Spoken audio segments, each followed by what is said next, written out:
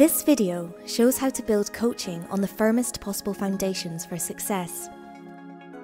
Whole brain thinking profile reveals unique insights into thinking preferences and behaviour, and how people relate to others. This forms the soundest possible foundation for effective performance coaching, foundations as solid as a rock. The local project director of a global consultancy has reached a traumatic point in his career. Owing to the global financial crisis, his American boss has told him to downsize. The director had personally recruited and grown his team. Why did he feel so badly about what he had to do? His anguish was getting in the way of rational thought. Before the first coaching meeting, Michael produced a whole brain thinking profile of the director. The profile revealed unique insights into the director's thinking preferences, and therefore behaviour, and how he related to others. It showed that he was a caring, nurturing, emotional, people-centred person, even though he was actually employed in a very technical industry. Michael was therefore aware of which language patterns the director preferred to use. This formed the soundest possible foundation for Michael's performance coaching with the director. All of Michael's coaching is built on this solid rock of prior knowledge. So how does whole brain thinking profiling work? Whole brain thinking was developed by Ned Herman whilst he was with General Electric. His whole brain model is a metaphor for the thinking brain and is linked to its physiological roots. Here we see that instead of simply left and right brain, we actually have 4 quadrants and not simply 2 halves. So instead of simply 3 combinations from 2 halves, we can have up to 15 combinations from 4 quadrants. People are so much more complex than simply 2 halves. Ned described how our natural thinking preferences lead us to develop skills and competences reflected in our behaviours.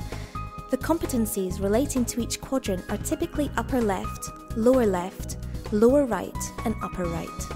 The upper left quadrant is dominated by analysis skills and is occupied by engineers, accountants, lawyers, bankers, and doctors, people addressing what is to be done. The lower left quadrant is dominated by organising skills and is occupied by project managers, production managers, supervisors, and administrators, people addressing how, when, and who will get things done. The lower right quadrant is dominated by personalising and people skills and is occupied by coaches, trainers, nurses, musicians, and counsellors, people addressing how people are affected by change. The upper right quadrant is dominated by strategizing skills and is occupied by creative innovators, strategic planners, and conceptual thinkers, people addressing why things should be done. And what might a complete profile look like?